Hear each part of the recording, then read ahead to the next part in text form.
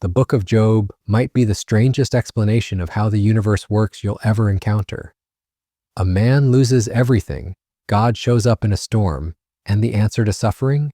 A tour of wild animals and cosmic phenomena. But here's what makes it fascinating. This ancient text challenges every assumption about fairness, justice, and divine governance that we carry around without even realizing it. Before we dive into Job, you need to understand what came before it. The biblical wisdom literature starts with Proverbs, which lays out a straightforward system. Do good things, get good results. Act wisely, prosper, make foolish choices, suffer consequences. It's clean, predictable. The universe operates like a well-designed machine where moral inputs generate corresponding outputs. Then comes Ecclesiastes, which walks into the room and flips the table. The author looks around and notices something uncomfortable. Righteous people suffer while wicked people throw parties. Life doesn't follow the neat equations Proverbs promised. Instead, existence feels random, like trying to grab smoke with your bare hands.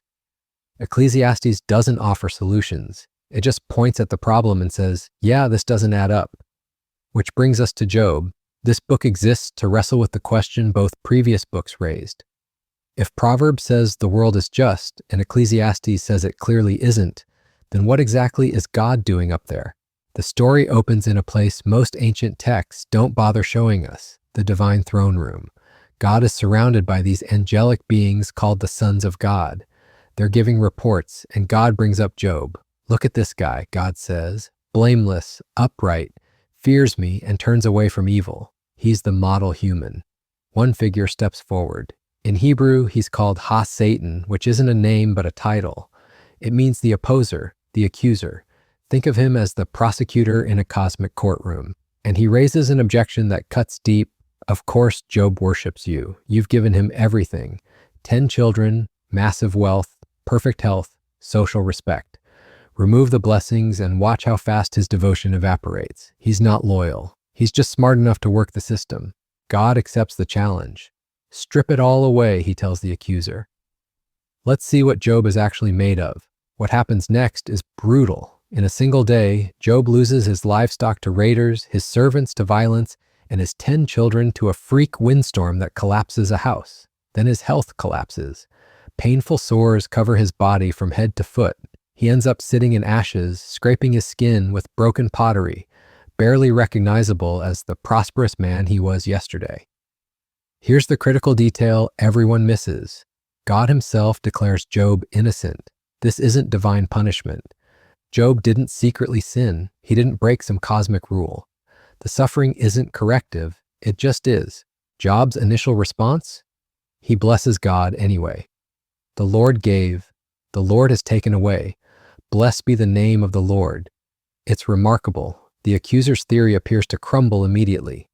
But that's only chapters 1 and 2. Chapter 3 reveals what's actually happening inside Job's head, and it's not pretty.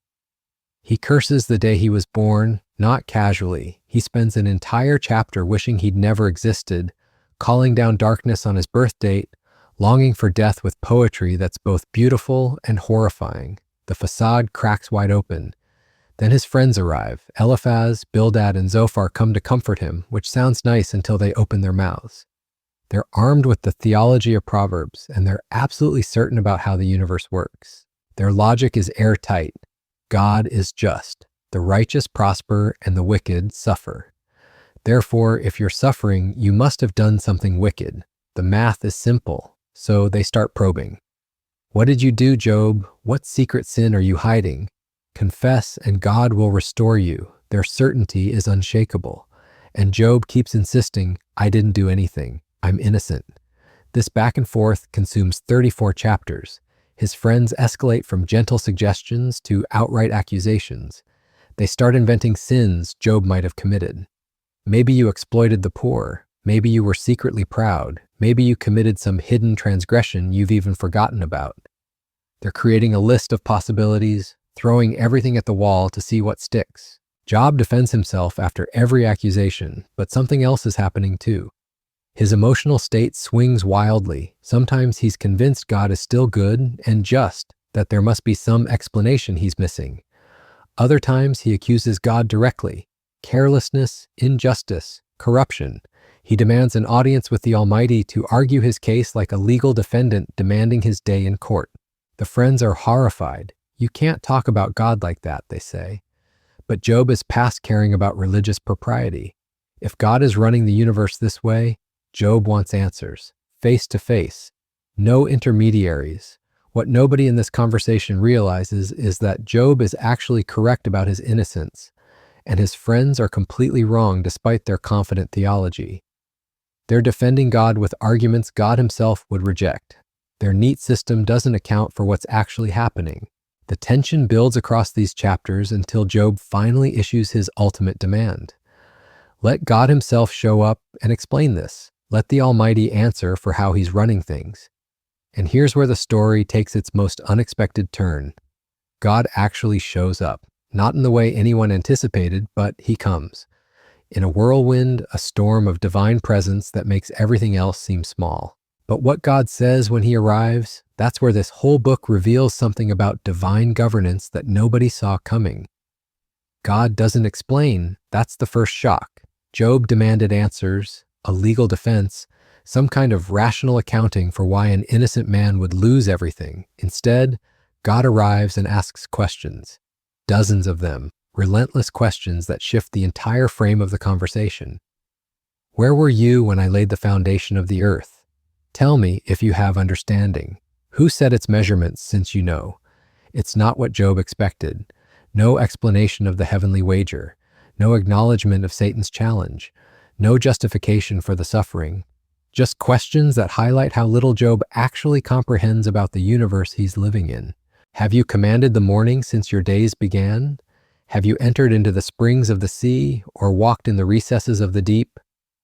God takes Job on what amounts to a cosmic tour. The foundations of the earth, the boundaries of the ocean, the storehouses of snow and hail, the constellations in their courses. It's overwhelming. Every question underscores the same reality. Job's perspective is minuscule compared to the scope of what God manages. But here's what makes this passage strange. God doesn't just point to big, incomprehensible cosmic forces. He zooms in on details, tiny, seemingly irrelevant details. Does the rain have a father? Who has begotten the drops of dew? From whose womb did the ice come forth? These aren't the grand theological principles Job's friends were throwing around. This is God caring about where dew comes from. The divine attention to meteorological minutiae is almost absurd. Why does this matter in a conversation about justice and suffering? Then God moves to animals. Do you know when the mountain goats give birth? Do you observe the calving of the deer? Who let the wild donkey go free? The questions keep coming. Hawks, eagles, wild oxen, each one highlighting some aspect of creation that operates completely outside human control or understanding.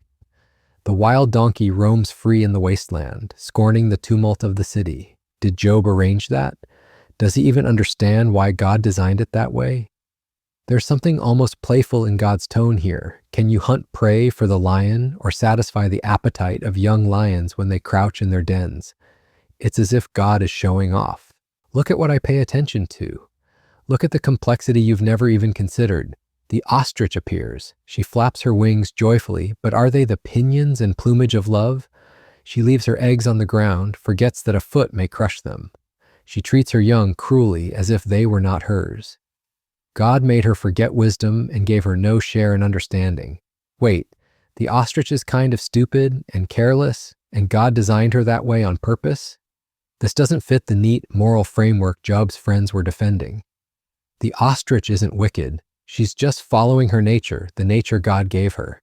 Yet when she speeds away, she laughs at the horse and rider. The war horse gets even more vivid description. He laughs at fear. He doesn't turn back from the sword. He paws in the valley and rejoices in his strength. At the sound of the trumpet, he says, "Aha!" and smells the battle from afar. These aren't moral lessons. They're portraits of creatures living fully into what they are, operating in ways humans can't control or fully grasp. The universe God describes is vast, intricate, and fundamentally beyond human management. Then come the two great beasts, Behemoth and Leviathan. The descriptions are extensive, almost excessive. Behemoth's strength is in his loins, his power in the muscles of his belly.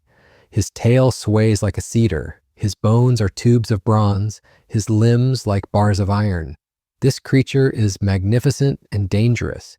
He ranks first among the works of God, but he's not safe. He's not domesticated. He's a force of nature that would crush you without hesitation. Leviathan is even more terrifying. Can you draw him out with a fishhook? Will he make many pleas to you? Will he speak to you soft words? His back is made of rows of shields. His sneezings flash forth light. Out of his mouth go flaming torches. Smoke pours from his nostrils. His heart is hard as stone, hard as the lower millstone. The description goes on for an entire chapter. Every detail emphasizes power, danger, complete immunity to human control. When he raises himself up, the mighty are afraid. No sword can avail against him, nor spear, nor dart, nor javelin. He makes the deep boil like a pot. On earth there is not his like, a creature without fear. And here's God's point about these beasts. They're not evil. They're not punishment for sin. They're part of the good creation, expressions of divine creativity and power that exist completely outside the moral cause and effect system Job's friends were defending. That's God's entire response. No explanation of Job's specific suffering. No revelation of the heavenly conversation.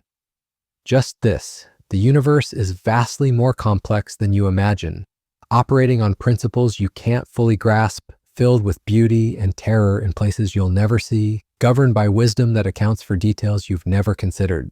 Job's demand for a legal defense suddenly seems absurd, not because he was wrong to question, but because the courtroom he imagined doesn't exist. God isn't a defendant. The universe isn't a simple moral machine. The governance of reality involves complexities that make Job's categories seem impossibly small. So what does Job do with this non-answer answer? How does someone respond when God shows up but refuses to explain the one thing you desperately need explained? That response reveals something crucial about what wisdom actually means in a world this complicated. Job's response comes in two waves, and they couldn't be more different from each other. The first is brief, almost startlingly so after all those chapters of argument. He puts his hand over his mouth. "I am of small account," he says. "What shall I answer you? I have spoken once, and I will not answer. Twice, but I will proceed no further." That's it. No elaborate apology, no theological reflection, just silence. Then God speaks again, another round of the same cosmic tour.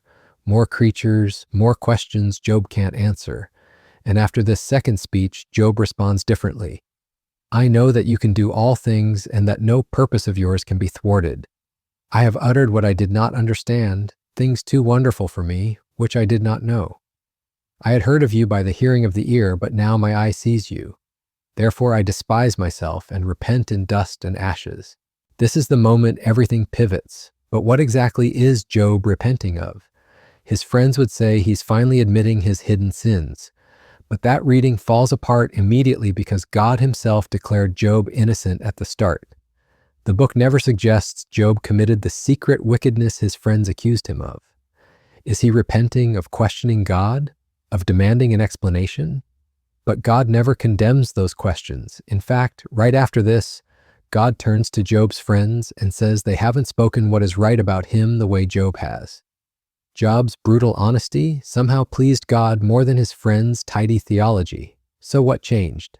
Job encountered something he couldn't categorize. He met God not as a concept to be defended or accused, but as an overwhelming presence whose wisdom operates on a scale that makes human categories seem like children's drawings of the solar system.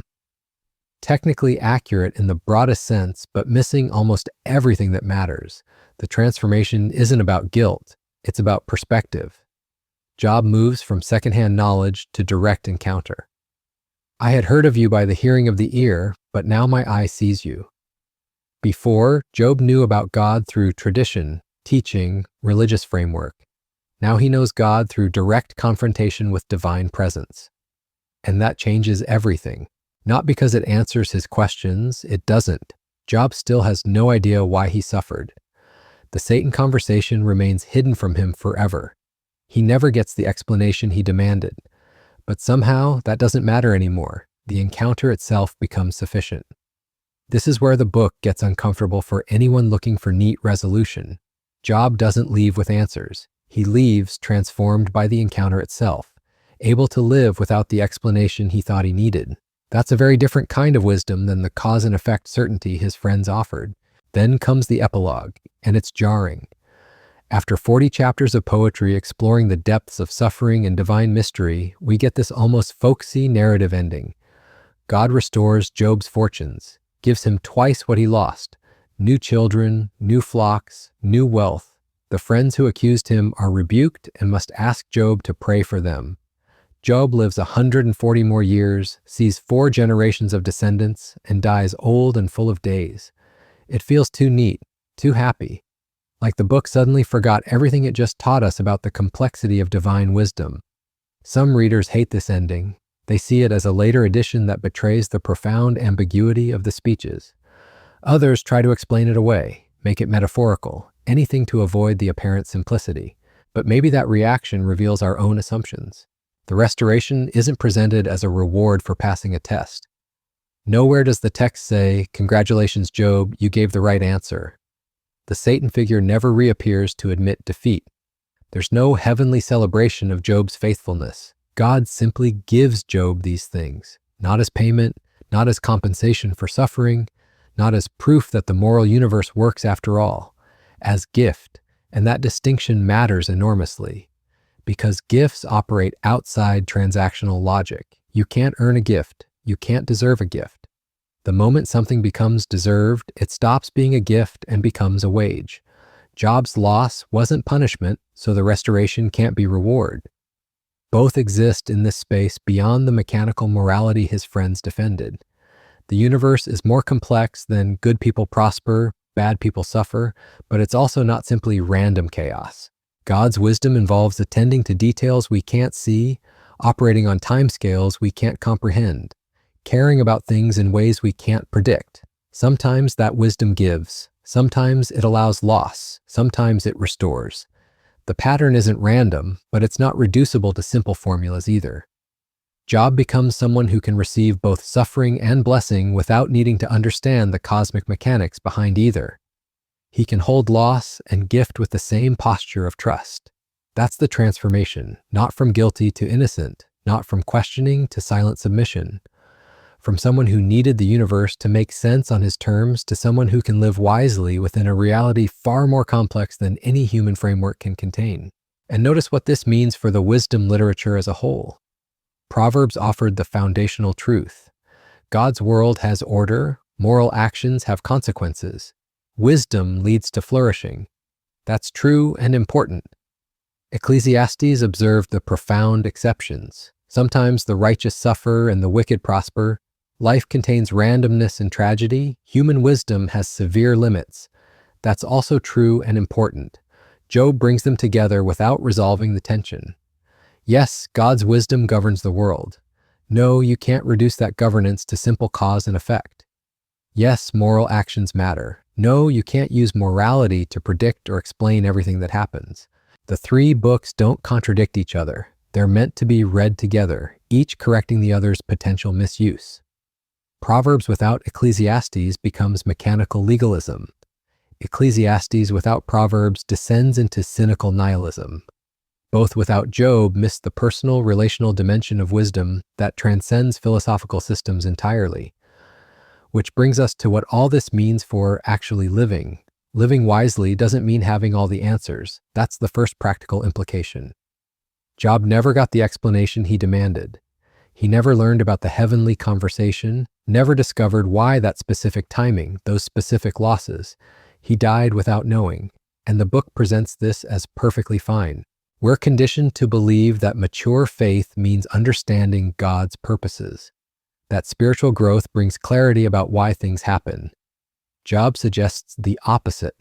Maturity might mean becoming comfortable with not knowing while still trusting the character of the one who does know. This directly challenges how we process suffering.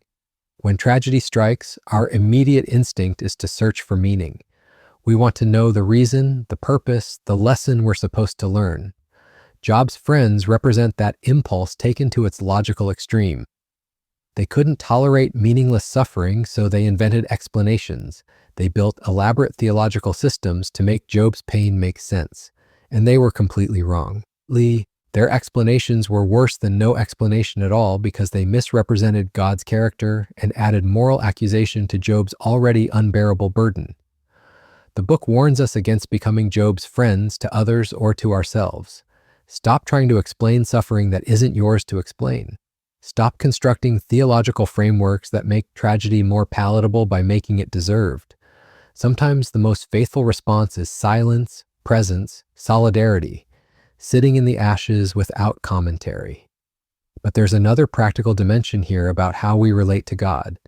Job's story gives us permission to bring our full selves into that relationship, including anger, including confusion, including accusations. He says things about God that seem borderline blasphemous. He demands God show up and explain himself. He refuses to accept easy answers or perform false piety. And here's what's remarkable. God never condemns any of that. When God finally speaks at the end, he doesn't say, "Job, you spoke wrongly about me." In fact, he says the opposite. He tells Job's friends that they haven't spoken rightly about him, but Job has. Wait, Job spoke rightly? The guy who accused God of injustice? Yes. Because Job stayed in relationship. He directed his questions toward God, not away from him. He refused to accept his friends' neat explanations because those explanations didn't match reality or his experience of God.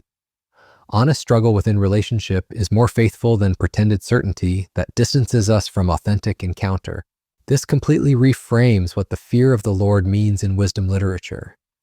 It's not terror that keeps you silent. It's not submission that never questions. It's trust that remains engaged even when nothing makes sense. It's the kind of relationship where you can bring your worst moments, your hardest questions, your deepest anger, and know you're still held. Now here's where it gets challenging. The book also insists that God doesn't owe us explanations. Job demands one. He builds an elaborate legal case. He's certain that if he could just get God into court, he could demonstrate the injustice of his situation. Then God shows up and completely ignores Job's lawsuit. He doesn't address a single one of Job's charges. He just overwhelms him with the complexity and beauty of creation. And somehow that's enough. Not because it answers Job's questions, but because it reframes them entirely. You're asking why this happened to you. God responds by showing the universe isn't actually organized around you. That sounds harsh, but it's strangely liberating. Your suffering isn't the center of cosmic attention, which means it's not necessarily meaningful in the way you're demanding it be meaningful. But you're also held within something vastly larger than your pain, something intricate and beautiful and beyond your comprehension. And the wisdom that governs that vastness is attending to you, even when you can't see how or why. This creates a particular kind of humility, not the false humility that pretends not to hurt or question, the humility that recognizes you're not capable of judging whether God's governance of reality is just or wise, because you can't see enough of reality to make that judgment. You're one person in one moment demanding explanation for suffering you can't contextualize within the larger patterns of divine wisdom, operating across all creation and all time. That doesn't make your suffering less real. It doesn't minimize your pain, but it might change how you hold it.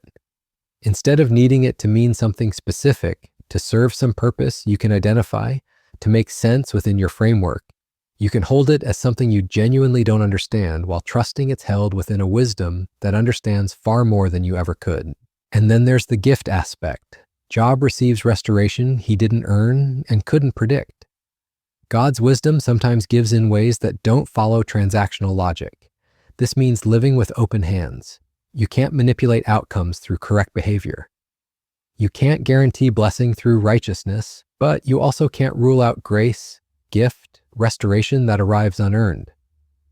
The universe is more surprising than either mechanical reward systems or pure randomness would suggest. So you live wisely by holding multiple truths simultaneously.